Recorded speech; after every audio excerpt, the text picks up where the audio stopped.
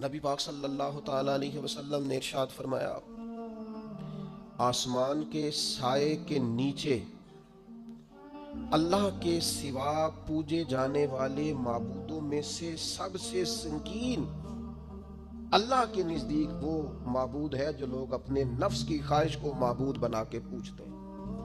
रब कहता है इन्होंने अल्लाह के मुकाबले में माबूद बना लिया। किसको?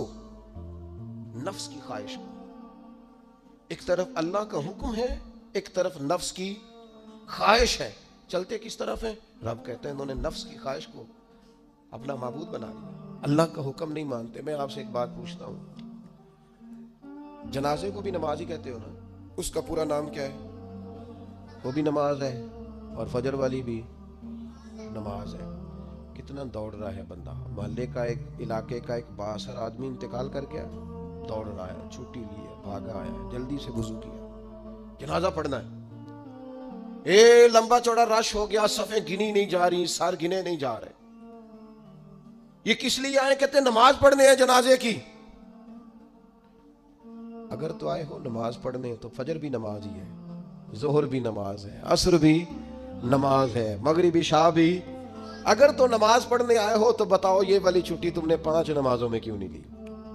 अगर तो आए हो नमाज पढ़ने तो फिर बतलाओ ये वाला एहतमाम फजर में क्यों नहीं हुआ? ये तुम नमाज पढ़ने नहीं आए, ये हम अल्लाह के हुजूर हाजिरी देने नहीं आए। ये वो जो सियासी रख रखाव है, ये जो जाती ताल, ये नफ्स की इबादत है, ये अल्लाह की इबादत नहीं है। ये ख्वाहिश नफ्स की तकमील है। ये रब की इबादत, ये तो अपने ख्वाहिश के पीछे दौड़े आए हो। मुझे बतलाओ ना। वो एक शायर थे, उन्होंने बात तो बड़ी गलत की, लेकिन चलो बाज़-औक़ात नसीहत के लिए कुछ बातों को दोहरा देना चाहिए। पाकिस्तान के एक मारूफ शायर थे, उनसे किसी ने कहा कि आप मुसलमान हैं? कहने लगा आधा मुसलमान हूं आधा काफिर हूं। किस तरह? कहने लगा इस्लाम के अंदर खिंजीर भी हराम है और शराब भी हराम है, लेकिन मैं खिंजीर नहीं खाता, शराब पी लेता हूं। माज़ अल्लाह सुम्मा माज़। कहने लगा खिंजीर से मुझे नफरत है, शराब में छुप के कहीं कोने में जाके पीता हूं, तो आधा मुसलमान हुआ ना। कि अगर तो मैं दीन का हुक्म समझ के नफरत करूं तो फिर जितनी खिंजीर से करूं उतनी शराब से भी करूं। तो किसी ने उस पर तनकीद करनी चाहिए, तो उसने कहा ठहर जा जरा सुन, जिस तरह शराब हराम है, जिस तरह जुआ हराम है, जिस तरह खिंजीर हराम है, मिलावट भी तो उसी तरह ही हराम है, हराम माल भी तो उसी तरह ही हराम है। ये कैसी तुम्हारे नफ्स की ख्वाहिश है कि खिंजीर नहीं खाते?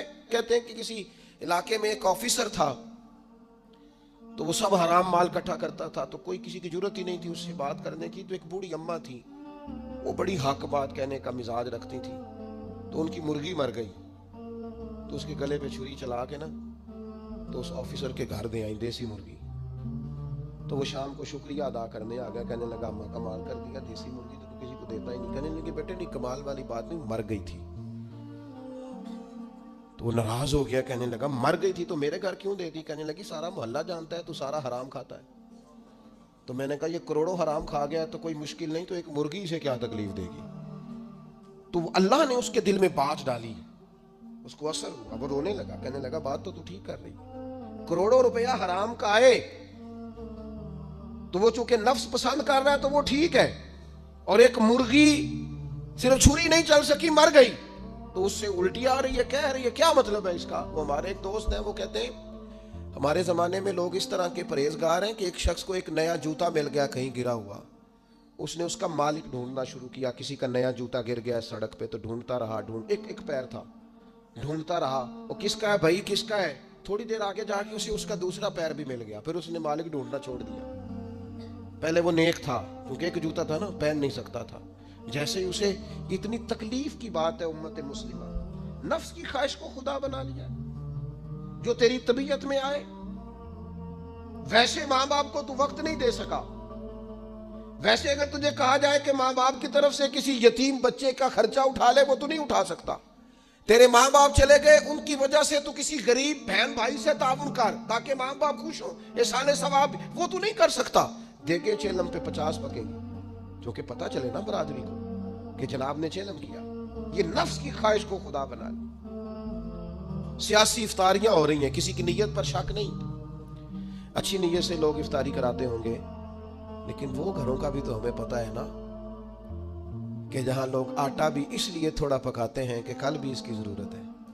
वो मोहल्ले के घर नजर नहीं आते? इफ्तारी के लिए एक सज्जन बुलाया जो पहले करोड़पति, और बुलाया कहां से? लाहौर से, इस्लामाबाद से, फैसलाबाद, तो जो तेरे इर्द गिर्द थे। नफ्स की ख्वाहिश को खुदा बना लिया। बंदा मोमिन की ये शान नहीं है।